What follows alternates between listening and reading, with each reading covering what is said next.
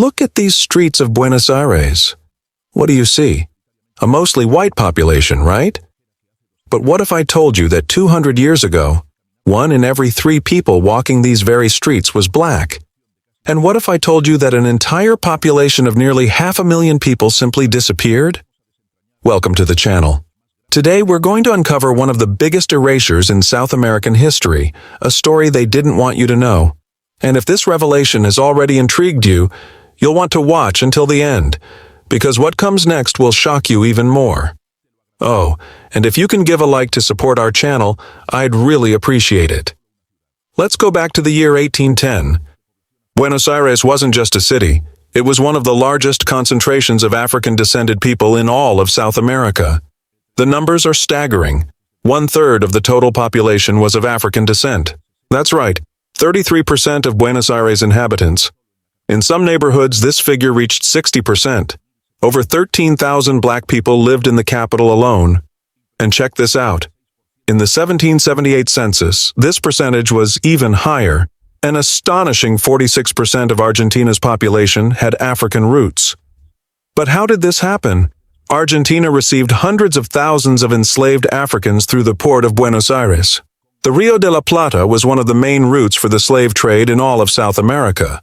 They came mainly from Angola, Congo, Guinea, and Mozambique. And they weren't just forced laborers. They were builders, artisans, musicians, soldiers.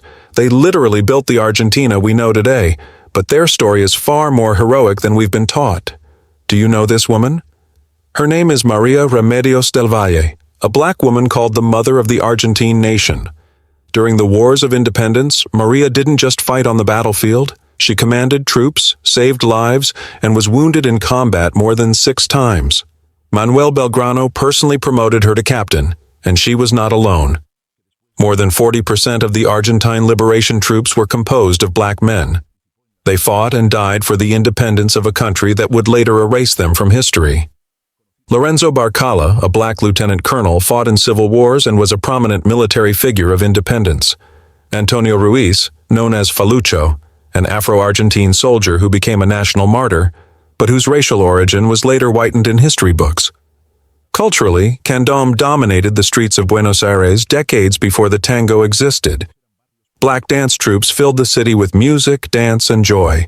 San Telmo, Montserrat, Barracas, all were predominantly Afro-descendant neighborhoods. But then something terrible began to happen. Between 1850 and 1950, an entire population simply disappeared from Argentine censuses. How is this possible? The answer isn't a single tragedy. It was multiple orchestrated tragedies layered on top of each other.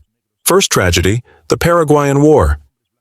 From 1864 to 1870, Argentina sent proportionally many more black soldiers to this devastating war. While white men could pay to avoid service, black men were forced to the front lines.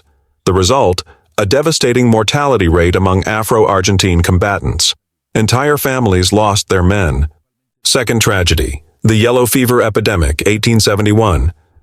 Yellow fever mainly struck the poorest neighborhoods where most of the black population lived.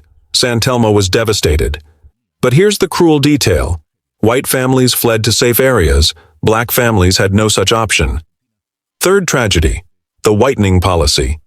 Domingo Faustino Sarmiento, president of Argentina, literally said, "We must whiten the race." And this wasn't just rhetoric. Between 1880 and 1930, 6 million Europeans were actively encouraged to immigrate to Argentina.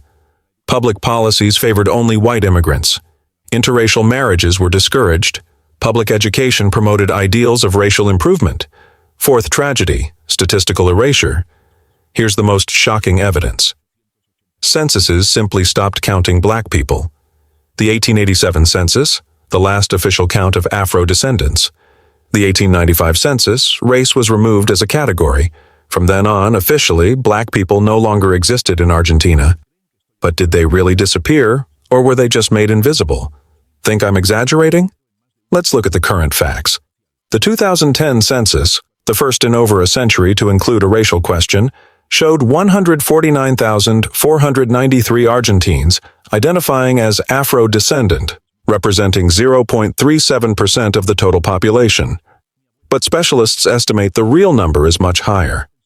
Many people don't even know of their African ancestry. Tango has direct roots in Afro-Argentine Candombe. The milonga was created by black paladores. Argentine folklore is full of African influences that were later whitened. Language, words like quilombo, mandinga, macama, all of African origin and still used today. Traditions, the feast of San Baltasar in Corrientes, the drums of Santiago del Estero, the dances of Santa Fe, and the places themselves. San Telmo still hides secrets in its old mansions. Montserrat has tunnels that were escape routes. The Buenos Aires House of Culture was built over an old slave cemetery. Imagine how many stories were lost, how many talents were silenced, how many contributions were erased from history books. But Argentina is not alone in this story. Look at other examples that hit close to home. Mexico, current Afro-descendant population estimated at 1,400,000. Until recently, they weren't officially counted. In Veracruz, Guerrero, Oaxaca, how many of us have African roots without knowing it? Peru. Lima was 50% black during the colonial period. Today, that population is invisible. Chile. Arica and other northern cities had large Afro-descendant communities. Brazil, the only South American country where the Afro-descendant population remained the majority. Not by chance, they had the latest abolition. What we're seeing is a continental pattern of erasure. The difference is that some countries were more efficient at this process than others. So, returning to the initial question, Argentina had 30% black population. What happened to them? The answer is, they didn't disappear. They were erased. They are in the genes of millions of Argentines who don't know their history. They are in the tango that moves the world.